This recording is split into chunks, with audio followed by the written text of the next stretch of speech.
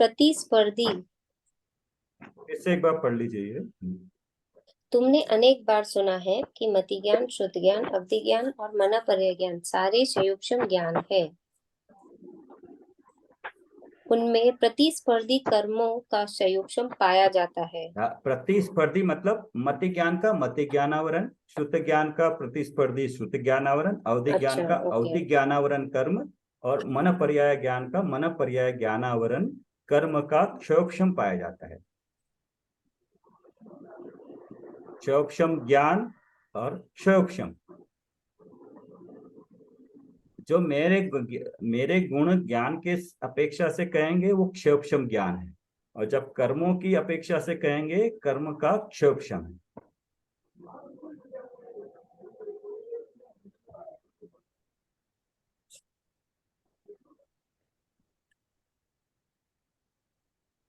इसे हम मति ज्ञानावरण कर्म पर घटाते हैं।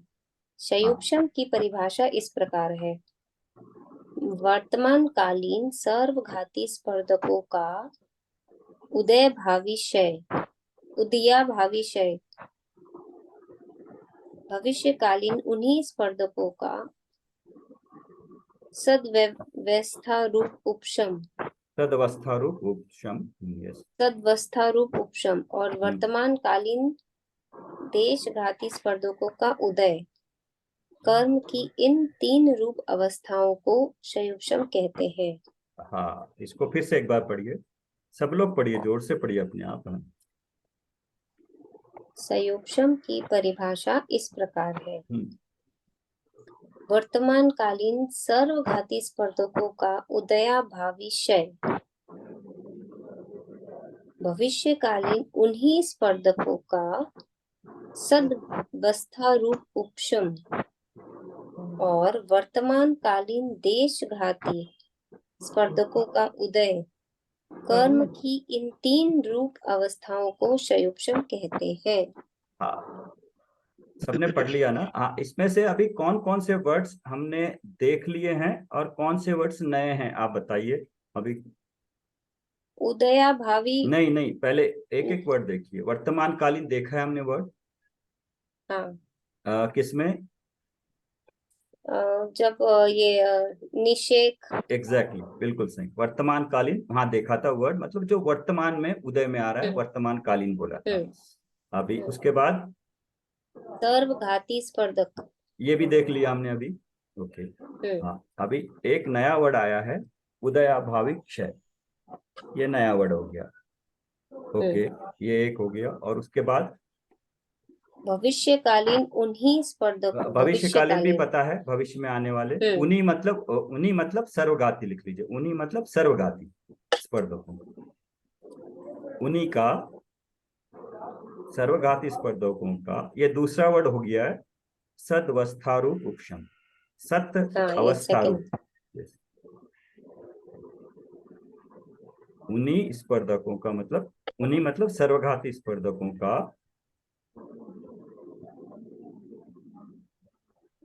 सदवस्था रूप उपशम, ये सेकंड नया वर्ड हो गया। सेकंड सदवस्था रूप हो गया। और वर्तमान कालीन देशघाती स्पर्धकों का उदय।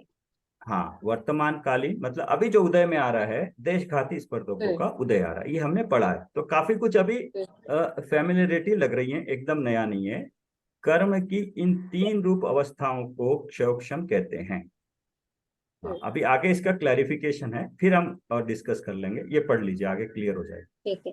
आगे किसी को कोई पढ़ना हो, आगे कोई भी पढ़ना चाहता है तो इमीडिएटली बता के शुरू कर दीजिए कि हर कोई पढ़िएगा, एक एक पैरा ही क्यों ना हो, उसमें आपका उपयोग सूक्ष्म लगेगा तो आपको समझ में आएगा क्या लिखा है।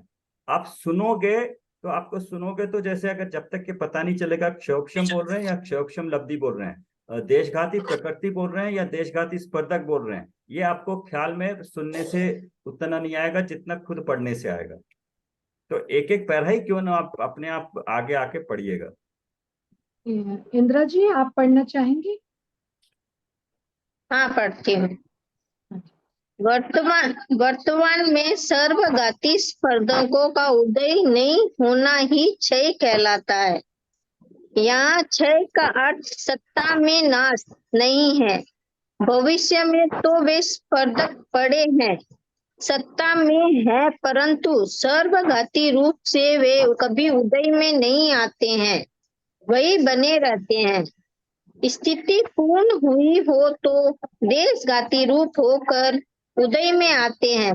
उनका उदीर्ण होकर उदय रूप न होना ही सद अवस्था रूप उपशम अप्रस्तुत उपशम कहलाता है। वर्तमान में उदय देशघाती स्पर्धकों का होता है। देशघाती कहते ही उसे है जो पूरा घात करने में समर्थ नहीं है। इसलिए एकेंद्रीय से पंचेंद्र तक के जीवों को मति श्रुत ज्ञान तो उगाड़ रूप होता ही है। कोई भी जीव ज्ञान रहित नहीं होता। हाँ, इसको फिर से पढ़ते हैं। इसको एक सिंपल एग्जांपल, मतलब बहुत स्थूल रूप से जैसे डिस्कस किया था ना, कि कोई वीआईपी रोड से जा रहा है तो नॉर्मल ट्रैफिक चल रही है, तो उससे पहले क्या हो, पुलिस वाले ने आके दोनों की वो रोड को खाली किया। उसने दोनों साइड पे ट्रैफिक को अलग कर दिया। अलग कर दिया तो क्या हुआ, उनको पहले तो अलग किया, रोड खाली किया, तो जो नॉर्मली चलने वाले थे पूरे वो साइड में हो गए। अभी साइड में हो गए तो वर्तमान में तो उनका उदय नहीं है, तो वर्तमान में वो नहीं आ रहे हैं। वर्तमान में अभी भी हैं, और कुछ देर तक जब वीआईपी मूवमेंट नहीं होगी तब तक वो वहीं पे रहेंगे, वो फिर से ट्रैफिक में नहीं आएंगे, रोड को लेकिन इसका मतलब ये नहीं कि ट्रैफिक पे वो सिक्योरिटी वाले नहीं चल रहे, कोई तो चल रहा है उस ट्रैफिक पे। तो तीन तरीके से वर्तमान में क्या हो रहा है, भविष्य में क्या हो रहा है, और अभी उदय किसका आ रहा है। तो ठीक है, पढ़िए आगे। इसको फिर से जीवों में नहीं, इसको फिर से पढ़िए एक एक वर्ड। अच्छा। वर्तमान में सर्वघाती स्पर्धकों का उदय नहीं होना ही क्षय कहलाता है। हाँ, दो तरीके से क्षय होता है। आपने पूछा था ना तुझे क्षय का दो तरीके से क्षय वर्ड का भाव होता है। एक क्षय होता है सत्ता में से पूरे समाप्त हो गए, तो जब सम्यक्त क्षायिक सम्यक्त होता है तो फिर बाद में मिथ्यात्व का एक परमाणु भी न रहता है सत्ता में, न कभी उस बंधेगा, न कभी उदय में आएगा। क्षायिक सम्यक्त मतलब चौथे के स्थान में हो गया तो फिर वो अनंत सिद्ध दशा तक क्षायिक सम्यक्त ही कहलाएगा। लेकिन अगर क्षाक्षमिक सम्यक्त है तो कभी वापस मिथ्यात्व में भी आ सकता है।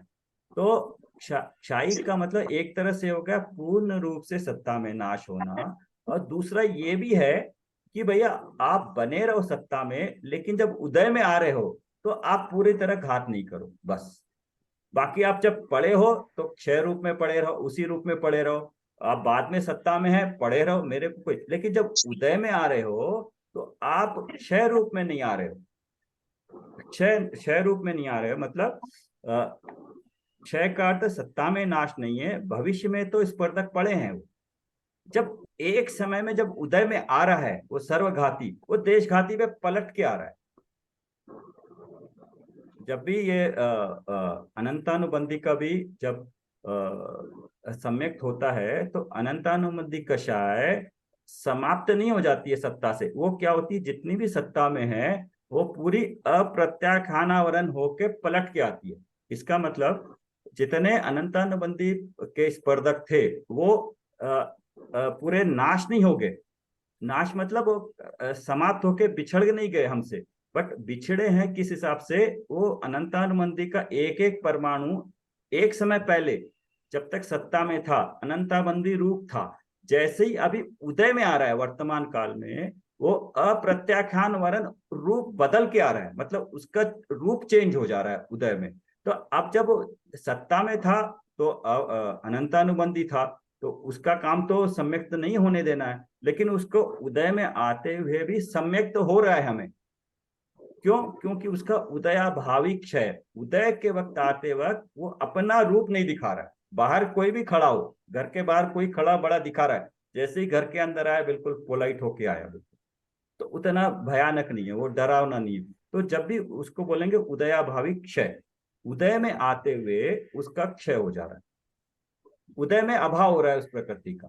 पहले पड़ा रहेगा, सत्ता में भी पड़ा रहेगा जरूरत पड़ने से, लेकिन जब उदय में आ रहा है तो अपने सर्वघाती रूप नहीं आ रहा है।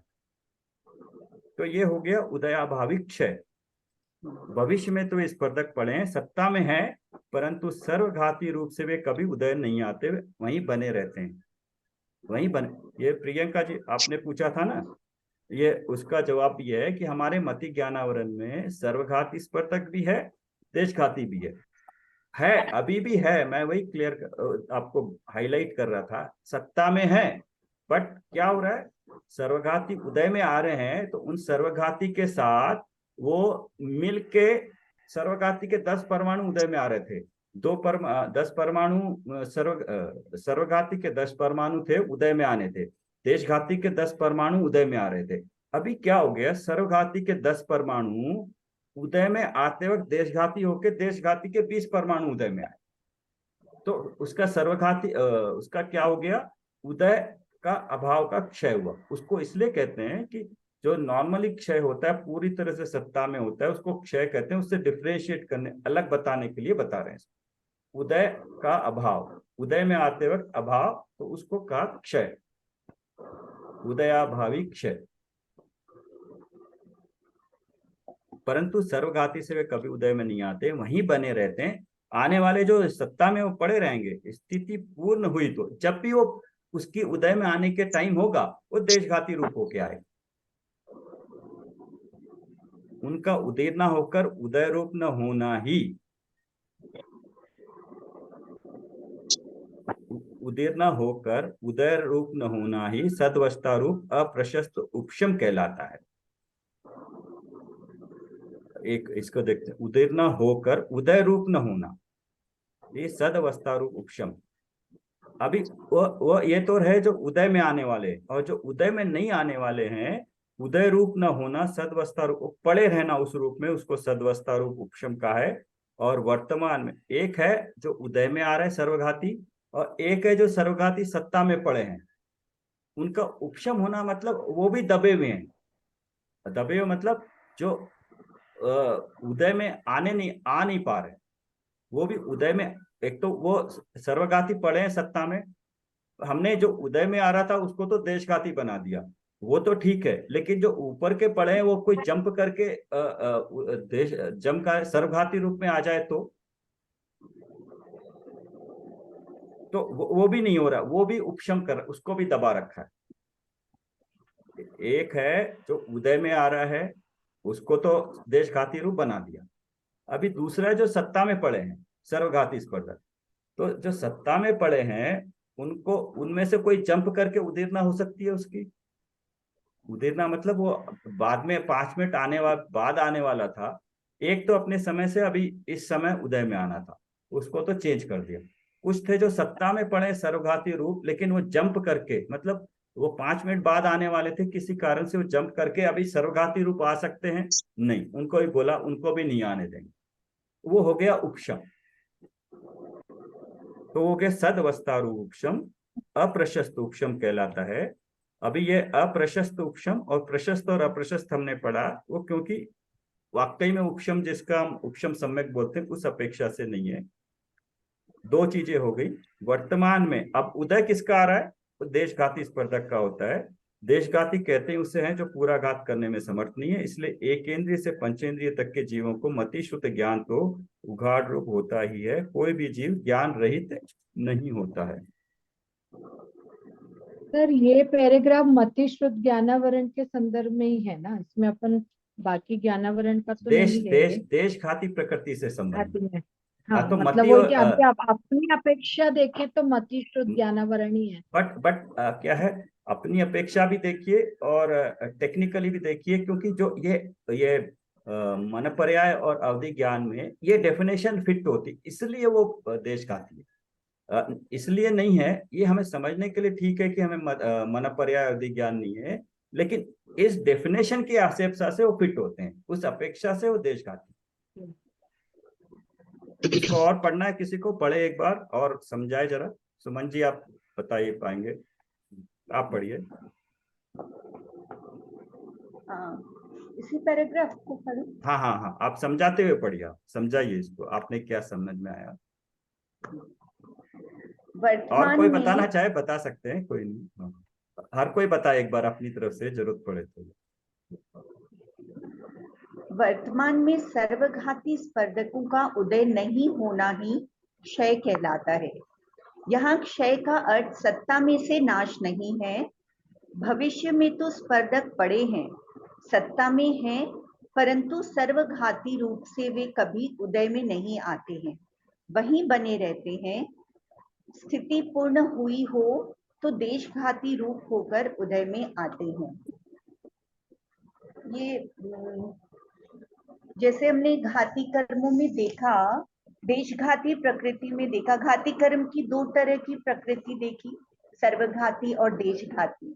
देशघाती में सर्वघाती प्रकृति तो पूर्ण रूप से सर्वघाती है, और जो देशघाती है उसमें सर्वघाती स्पर्धक भी होते हैं और देशघाती स्पर्धक भी होते हैं। तो सर्वघाती स्पर्धकों का उदय नहीं होता है, उनका क्षयोपशम होता है। क्षयोपशम की परिभाषा है, नहीं, क्षयोपशम तीनों मिला के उदयाभाविक क्षय। हाँ, उसकी परिभाषा में है उदयाभाविक क्षय, सदवस्था रूप उपशम और उदय। ये क्षयोपशम में 3 वर्ड आते हैं। बिल्कुल बिल्कुल। कुछ का क्षय, कुछ का उपशम और कुछ का उदय। तो क्षय हो रहा है जो सर्वघाती स्पर्धक आ रहे हैं। देशघाती के जो दोनों स्पर्धक है उसमें जो सर्वघाती स्पर्धक है उनका उदयाभावी क्षय, उनके उदय का अभाव करते हैं, उसको क्षय का है। पूर्ण रूप से क्षय नहीं, क्योंकि सत्ता में विद्यमान है लेकिन उदय में नहीं आ रहे हैं, तो वो उदयाभावी क्षय है। उन्हीं स्पर्धकों का भविष्यकालीन सदवस्था रूप उपशम। अभी तो उनका मतलब अभी तो उनका उदयाभावी क्षय किया है, लेकिन भविष्य में उनकी उदीर्णा होकर वो फिर से उदय में नहीं आ जाए तो उनका सदवस्था, उनकी अवस्था का उपशम करते हैं। दबा के रखा है, दबा, उनको उदय में नहीं आने दिया जाएगा। हाँ। यानी कि हर प्रकार से सर्वघाती प्रकृति को दबा के पीछे रखा हुआ है। बिल्कुल बिल्कुल सही पॉइंट बोला है कि कहीं पर भी हो उसको उदय में नहीं आने देना है। हाँ, उदय के अभाव का नाश किया, उपशम किया, और जो बच गई देशघाती प्रकृति वो कुछ तो उदय में आनी है, कुछ तो उदय में आनी है। हाँ, यस। हाँ, इसी से हमें ज्ञान होता है। ज्ञानावरण प्रकृति की अगर हम बात करें तो इसी ज्ञानावरण प्रकृति, देशघाती प्रकृति के उदय से हमें ज्ञान हो रहा है। अभी उतना उतना ज्ञान का उघाड़ हो रहा है। ये क्षयोपशम की परिभाषा हमेशा चलती रहती है। यस। हाँ, आपने इसी पूरा रूप अच्छी तरह से बोला है, पूरी तरह से आपको समझ में आ गई है अच्छी तरह से। हाँ, बिल्कुल सही सर, है। ये साथ में एक बात क्लियर करिए, ये जितने भी घाती कर्म है वो उदय में तो आ रहे हैं, वो क्षयोपशम रूप अवस्था में उदय आ रहे हैं। ये 3 रूप अवस्था उनकी हर समय हो रही है। जो क्षयोपशम है उनका केवल ज्ञानावरण का क्षयोपशम नहीं है। हाँ हाँ जो सर्वघाती है उन्हीं का क्षयोपशम है, जो देशघाती है उनका क्षयोपशम है। सर्वघाती का कुछ नहीं है पूरी तरह से। हाँ, इसलिए पहले हाँ, सर्वघाती कर दिया। जितनी देशघाती है उनका क्षयोपशम होता है। उनका क्षय बराबर हाँ, हो रहा है, निरंतर हो रहा है। निरंतर हो रहा है। जिस जिस प्रकृति का उदय में आ रहा है, हमारे मति अवधि ज्ञानावरण नहीं है तो उसका क्षयोपशम नहीं है, उसका सर्वघाती का उदय है। अभी आगे आ जाएगा। बिल्कुल पॉइंट आपने अच्छा पकड़ा है, ये आगे आएगा इसका। हमें अवधि मन पर्याय ज्ञान नहीं है। प्रकृति देशघाती है लेकिन, और उसमें दोनों तरह के स्पर्धक है, लेकिन हमें मति शुद्ध ज्ञान नहीं है अभी। तो हमें अभी उनका सर्वघाती का उदय हो रहा है स्पर्धकों का। हाँ, अभी सर्वघाती स्पर्धकों का उदय है, मति और शुद्ध, मति और मन पर्याय और अवधि ज्ञान का।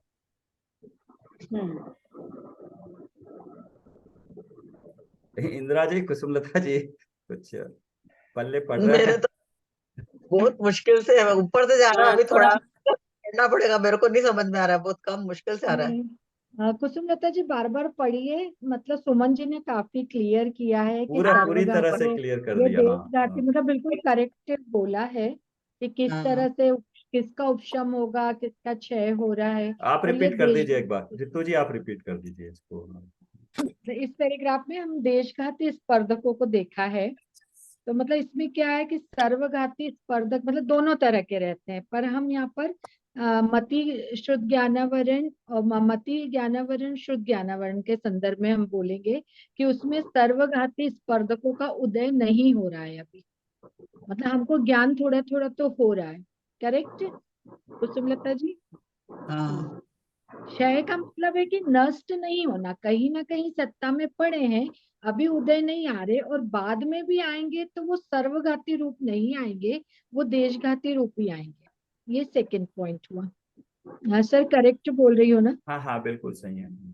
हाँ, और मतलब जब उनकी स्थिति पूर्ण होती है, हम स्थिति के संबंध में देखेंगे, तो मतलब जब उनकी स्थिति पूर्ण होगी तो वो देशघाती रूप में आके उदय में आएंगे। इसी कारण से कोई भी एक इंद्रिय जीव भी होगा या कोई पंच इंद्रिय तक, कभी भी उसका श्रुत मति का नाश नहीं होगा, क्योंकि देशघाती में ही हमेशा उदय में आएंगे वो। पर मतलब है, ये नहीं कह सकते कि सर्वघाती खत्म हो गए, वो दबे हुए हैं मतलब। और फिर इसमें क्षयोपशम में 3 शब्द लिए हुए हैं, उदयाभावी क्षय, सद अवस्था उपशम और देशघाती स्पर्धकों का उदय। तो उदयाभावी क्षय बता दिया मैंने। सद अवस्था रूप उपशम ये है कि उनकी उदीर्णा होती उदय रूप न होकर जो अप्रशस्त है, अप्रशस्त मतलब हमने जो पाप रूपी थी उनको हाँ यहाँ पे अप्रशस्त उसका उपशम वो में। मीनिंग नहीं है, मतलब अप्रशस्त उपशम का काम की चीज नहीं है, वो अप्रशस्त है। हाँ, हाँ। तो वर्तमान में हमारा देशघाती स्पर्धकों का उदय हो रहा है। और तीसरा वर्ड है देशघाती स्पर्धकों का उदय। उसमें ये है कि मतलब जब भी ये अप्रशस्त का उपशम होगा, तो वर्तमान में मतलब अभी प्रेजेंट अवस्था इसी समय हमारा सिर्फ देशघाती स्पर्धकों का उदय हो रहा है। तो इस कारण हमें कभी भी मति श्रुत का नहीं होगा। और आगे हम पढ़ेंगे, जब अवधि और मन पर्याय का पढ़ेंगे तो डिफरेंस पता लग जाएगा हाँ कि तो कैसे उनका सर्वघाती का हो रहा है और कैसे देशघाती और सर्वघाती। एक बार वो 2 शब्द क्लियर कर मतलब दिमाग में कर लीजिए कि देशघाती क्या है और सर्वघाती क्या है। कि पूर्ण रूप से घात करना सर्वघाती, तो जैसे उसमें हमारे पे देखा जाए तो अवधि ज्ञानावरण, मनपर्य ज्ञानावरण और केवल ज्ञानावरण। और मतलब जनरल देखा जाए तो केवल ज्ञानावरण बिल्कुल पूर्ण तरह से सर्वघाती है। मन पर्याय और ये अपना अवधि ज्ञान तो मतलब मनुष्य भाव और मतलब किसी भी गति में ये हो सकता है, तो उसको पीछे देशघाती में बहुभाग और एक भाग की अपेक्षा लिया है। हाँ ठीक है। और ये हाँ ये इनकी सबकी मैं परिभाषा लिख के रखूंगी कुसुम जी, मैं फिर वॉइस नोट में ग्रुप में भेजूंगी तो समझ में आ जाएगा। हाँ वो हाँ बहुत बढ़िया है, फिर बाद में इनको सुनने में बार बार सुन सकते हैं, ये उसी एक हाँ पर्टिकुलर जो चीज है, इंपॉर्टेंट पॉइंट है, आप हाँ छोटे छोटे वॉइस नोट डालेंगे हाँ। तो ये इसमें जितने क्षयोक्षम भी का पारिभाषिक शब्द है ना, उनकी हाँ एकदम उदाहरण के साथ परिभाषा हाँ, देती हूँ। उसको हाँ आप ऐसे बिल्कुल करिए, बिल्कुल। उसको अभी से थोड़ा सा टाइटलिंग ठीक कर दीजिए। सो वॉइस नोट VN1 या जो भी करके उसमें ओके टॉपिक क्या ओके। है एक लिख देने से, जिसको जो चाहिए, बाद में हाँ जी, करीब 50 होंगे ना, तो सेलेक्ट करने में हाँ जी, इजी हाँ रहेगा जी। किसी को भी, उस हिसाब से ओके। आप कर लीजिए। और हाँ, एक सदवस्तारु उपशम के साथ ब्रैकेट में उसी को अप्रशस्त कहा है, तो ये दोनों इंटरचेंजेबल वर्ड है, तो हर वक्त साथ में आप ये देख लेना एक इसको है। ठीक है एक बार प्रियंका ये जी। वापस बोले ना उन, हाँ उन ये वाला जो लाइन है ना, उनका हाँ उदीर्णा होकर उदय रूप न होना ही सदवस्था रूप उपशम अप्रशस्त उपशम कहलाता है। हाँ अभी आपको बाकी पूरा समझ में आया? जितना बोले समझ में आ रहा हाँ होगा आपको तो हाँ, अच्छी तरह। स्टार्टिंग का सब समझ में आया। हाँ पहली बात है, दो तरह के स्पर्धक है मति शुद्ध ज्ञान में, दो तरह के, बाकी में भी है बट हम मति शुद्ध ज्ञान ले रहे हैं। दो तरह के हाँ, स्पर्धक है, एक तो सर्वघाती सर्वघाती है, और देशघाती। देशघाती। हम्म अभी सर्वघाती चाहे उदय में आए या सत्ता में रहे, हमने उनको दबा के रखना, उनको उदय में नहीं आने देना ठीक है। अपने अपने रूप से। पहली बात तो हम्म। उदय में आएंगे तब भी नहीं आने देना उस रूप से। जो सत्ता में पड़े हैं उनको भी सत्ता में ही रहने देना, उनको भी सत्ता में जो पड़े हैं उदय हम्म उदीर्णा होके, उदीर्णा कहते हैं कि जैसे एक एक समय करके उदय में आ रहे हैं सारे कर्म अपने समय से, लेकिन कुछ कुछ परिणाम, जीव के परिणाम के निमित्त से कुछ कर्म जो मान लीजिए कुछ समय बाद उदय में आने वाले होना चाहिए था स्थिति के हिसाब से, लेकिन परिणामों के निमित्त नैमित्त के कारण वो 5 मिनट के बाद आने वाले सर्वघाती स्पर्धक अभी इमीडिएटली उदय में आ जाएंगे तो वो आएंगे ही नहीं ना, क्योंकि नहीं वो नहीं अगर नहीं आए तो नहीं नहीं वो आएंगे तो उनकी अगर उनका उदीरना मतलब जो बाद में आने वाले हैं अभी एकदम उदय में आ जाए, आ गए। होकर उदीरना होकर 5 मिनट बाद आने वाले अभी वर्तमान काल में आ जाए, उदय रूप न होना, उदय रूप नहीं होना ही सदवस्था रूप उपशम कहलाता है। जो भविष्य में आने वाले हैं वो अपने क्यू जंप करके अभी आगे ना आ जाएं। एक तो जो अभी क्यू में लगे हैं उनको अपने हिसाब से नहीं आने दे रहे हैं सर्वघाती रूप। एक समय में दोनों उदय में आ रहे हैं, सर्वघाती और देशघाती। सर्वघाती जो उदय में आ रहे हैं उनको अभी तो अपना आए हैं तो उनको देशघाती करके उदय में कर दिया। अब जो पिछले क्यू में खड़े हैं उनको भी क्या बोला है, तुम वहीं पड़े रहो, जैसे सर्वघाती है पड़े रहो, लेकिन उदय में नहीं आने देंगे। उनको भी रोक के रखा है। दो तरह से सर्वघाती का रोका हुआ है, एक अभी वर्तमान में जो उदय में आ रहा है और वही सर्वघाती जो उस तरह के भविष्य में वाले हैं वो अभी उदय में आ सकते हैं, उनको रोक रखा है।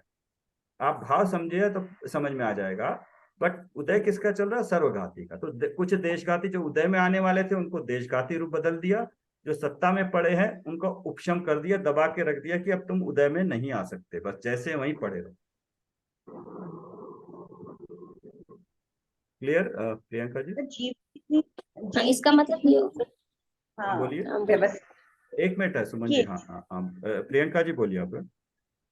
हाँ, इसमें मतलब ये बोला ना कि सर्वघाती वाले जो है स्पर्धक, एक तो उसको दबा के रखा है वो उदय में नहीं आते। दूसरा अगर कभी उदय में उसको कहा सतवस्था रूप उपशम, सदवस्था उदय रूप में एक उपशम। हाँ, मतलब जब जैसे आपने बोला ना उदीरना होकर, मतलब 5 मिनट बाद में वो आने वाले थे और अभी आ जाए तो भी उसको आने नहीं देते, मतलब उसको दबा देते, राइट? हाँ, ऐसा ही है क्या? हाँ बिल्कुल। उपशम का मतलब उसको उदय में नहीं आने देना, सामान्य भाषा में कहते हैं दबा के रखना। हाँ, तो उदय रूप न होना, यस, उदीर्णा होकर उदय रूप न होना सदवस्था उपशम अप्रशस्त उपशम कहलाता है। यस, ठीक है। वर्तमान में उदय देशघाती स्पर्धकों का होता है। ओके। देशघाती कहते ही उसे है जो पूरा घात करने में समर्थ नहीं है, इसलिए केंद्रीय समार्थी है सर। ठीक है। हाँ बढ़िया। हाँ बोलिए सुन। सर ये कितनी गजब की व्यवस्था है, स्वतः व्यवस्था की एकेंद्रिय से पंचेंद्रिय तक के जीवों में ये क्षयोपशम रूप अवस्था निरंतर चलती है। यस, ज्ञान का उघाड़ रहता है, सर्वघाती स्पर्धक उदय में नहीं आते, नहीं तो वो जड़ हो सकता है। तो इसका कोई कारण क्या कहीं कोई समझ में आता है या ये एक तो इसी को कहते हैं वस्तु व्यवस्था, विश्व व्यवस्था, वस्तु व्यवस्था। वस्तु व्यवस्था ऐसी है जो परमाणु मैंने बांधा, मेरे परिणाम के कारण मैंने बांधा, वो सर्वघाती स्पर्धक बांधा, उसने अपना परिणाम देके देशघाती रूप निकल के फिर से नॉर्मल परमाणु बन गया।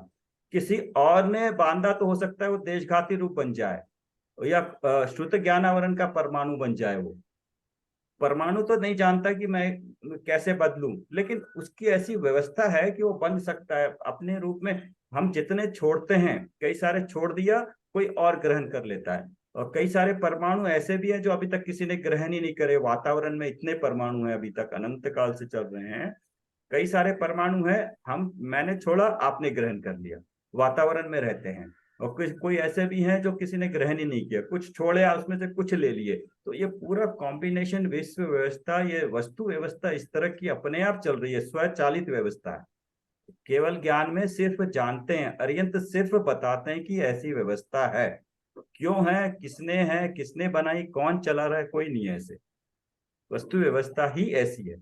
तो ये जब पढ़ते हैं तो इसकी जो बारीकियां हैं, कर्मों में जो हो रहा है, कितनी बारीकियां हो रही हैं, ये सब कुछ इस समय हो रहा है, सब कर्मों में हो रहा है। लेकिन अभी हमें हमारे ज्ञान में आया, ये इतनी सूक्ष्म बात हमारे ज्ञान में आई है। तो ज्ञान जिस ज्ञान की पर्याय ने इसको पकड़ा, वो ज्ञान कितना सूक्ष्म और कितना महान होगा। ये तो बहुत छोटी सी बात पड़ी है, केवल ज्ञान में कितनी, एक पर्याय में कितना आता हो। और उस केवल ज्ञान की पर्याय किसमें से निकली, ज्ञान गुण में से निकली, जो त्रिकाल एक रहता। उस ज्ञान गुण में कितना ज्ञान की, अभी संसार में कोई भी चीज ऐसी ले लो, अगर उसमें कितना भी बड़ा समुद्र भी हो, एक एक ड्रॉप भी क्यों ना निकाले, कभी ना कभी खत्म होगा। कभी ना कभी कितने समय के बाद समुद्र भी खाली हो सकता है, अगर हम कैलकुलेट करके बता सकते हैं एक समय में एक ड्रॉप का वॉल्यूम इतना, समुद्र का वॉल्यूम इतना, तो इतने समय में ये खाली हो सकता है। लेकिन वो ज्ञान गुण है, प्रति समय अनंत काल तक केवल ज्ञान की पर्याय उसमें से निकलती रहेगी, और ज्ञान गुण में एक एक रत्ती अंश भी कमी नहीं आएगी। ऐसा वो ज्ञान गुण अभी मेरे पास है, पर्याय में नहीं है, लेकिन वो ज्ञान गुण मेरे पास अभी है, उसी लॉजिक से। क्योंकि अगर कम कम होता, ज्यादा होता, तो फिर वो गुण नहीं रहता।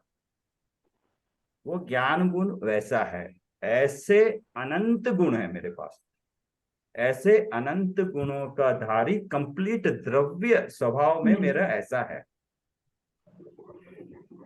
एक गुण की इतनी महिमा बताई, अभी अनंत गुणों को धारण करने वाला मैं कैसा हो सकता हूँ, कौन कौन से गुण की कौन कौन सी अवस्थाएं, कौन कौन से गुण मेरे स्वरूप में है।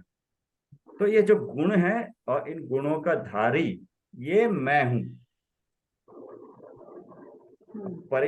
पर्याय मति शुद्ध ज्ञान की पर्याय निकल रही है, इसको अज्ञान बोलो, अपूर्ण ज्ञान बोलो, यही हमारा काम कर रहा है अभी। ये जो अपूर्ण ज्ञान है या अज्ञान है, यही तो हमारा काम कर रहा है सम्यक के, यही तो फायदा देगा अभी। इसी ज्ञान को तो यूज करके हम स्वरूप, वस्तु स्वरूप को समझ रहे हैं। तो ये हमारा ज्ञान भी बहुत, इस ज्ञान की भी हमें महिमा आनी चाहिए। जिस ज्ञान में से आ रहा है वो ज्ञान तो ये, और उस ज्ञान का धारी मैं, ऐसे अनंत गुणों का धारी मैं हूं, इस वक्त हूं। भूत में भी था, निकोदिया में भी था, तब भी था, भविष्य में भी केवल ज्ञान हो जाएगा तब भी रहूंगा। हमें फिर उस पर्याय की महत्ता से, केवल ज्ञान की एक समय की पर्याय की महिमा के बजाय मुझे अपने स्वरूप की महिमा आई। तो जितना भी गुरुदेव के टाइम हो गया है, अगर 10 मिनट चाहे तो हम वो एक कंप्लीट कर सकते हैं स्टार्ट करके, अगर चाहे तो उसको आज का जितने यदि भी, सबको अनुकूलता हो तो एक बार 10 मिनट के लिए स्टार्ट कर लेंगे वो एक रिस्टार्ट। कोटेशन देख लेंगे। क्योंकि ये एक एक होता है, वो बहुत अच्छी चीज करी इन्होंने, ऋतु जी ने, कि ये पढ़ते हैं तो टेक्निकल है, एक विषय संबंधित एक पर्टिकुलर आइटम है, बट इस पूरे का ज्ञान जो है कोटेशन पढ़ते हैं ना, द्रव्य गुण पर्याय वस्तु स्थिति जो भी है, पूरा 1-2 मिनट में हमें पूरा ध्यान में आ जाता है। इसलिए उसको पढ़ने से पूरी चीज समझ में आती है। ये क्या है, एक पर्टिकुलर चीज है, क्षोभक्षम ज्ञान क्या है, कर्णन योग का विषय, एक विषय विशेष है। तो वो क्या है, कोटेशन से पूरी वस्तु स्थिति समझ में आती है, जैसे बता रहे हैं।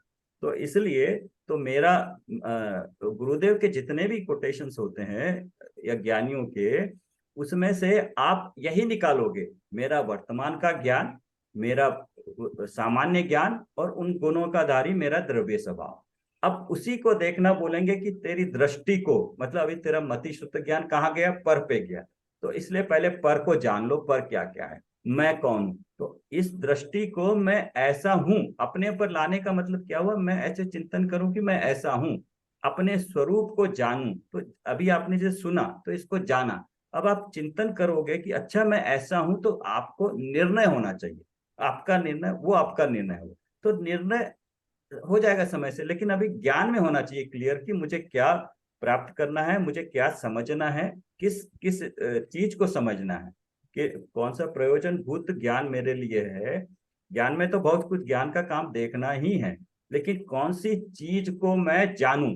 तो पुरुषार्थ भी इसी में आ जाएगा कि मेरा जो वर्तमान का जो ज्ञान है मति, मैं अपने द्रव्य पे लगाऊं, ऐसा द्रव्य जो गुण पर्याय वाला, गुण स्वभाव वाला, उस पे लगाऊं, वो हो गया पुरुषार्थ। और एक समय की पर्याय में क्या करना है, अपनी द्रव्य दृष्टि लगानी है। तो सब में मिला, ये 3 चीजें अगर आपको पता चल जाएगी, मेरी मति शुद्ध ज्ञान की पर्याय मेरे ज्ञान में से निकल रही है, मति ज्ञान में से, शुद्ध ज्ञान में से, उनका धारी मैं, अनंत गुणों का धारी वो मैं हूं। ये 3 चीज अगर क्लियर हो जाएगी स्वपर के हिसाब से, फिर आप किसी भी चीज को जो कहा जा रहा है उसको आप हर चीज को उस जगह लगा सकते हो कि करना क्या है। पुरुषार्थ जब भी बोलते हैं, पुरुषार्थ किस में करना है, पुरुषार्थ अपने स्वरूप को मैं ऐसा हूं जानने का पुरुषार्थ ही पुरुषार्थ है।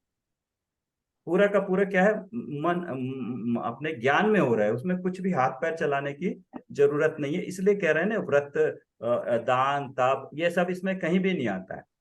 आप जब अंदर में होते हो तो सब अपने स्वभाव में आत्मलीनता होगी, बाहर निकलोगे तो अशुभ से बचने के लिए शुभ में सारे कार्य करोगे, तब जो एक्टिविटी होगी देख के चलना इरियापत कहलाएगा।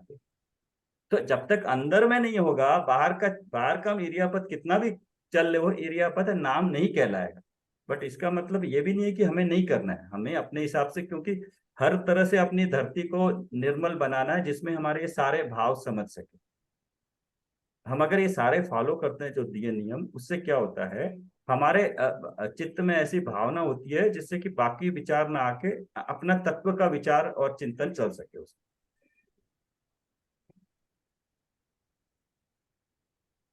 ठीक है, और सब से ज्वाइन हो जाइए, 1 मिनट में खत्म हो जाएगी, कोटेशन ले लेंगे फिर क्लास एंड कर देंगे। ठीक है, ठीक है।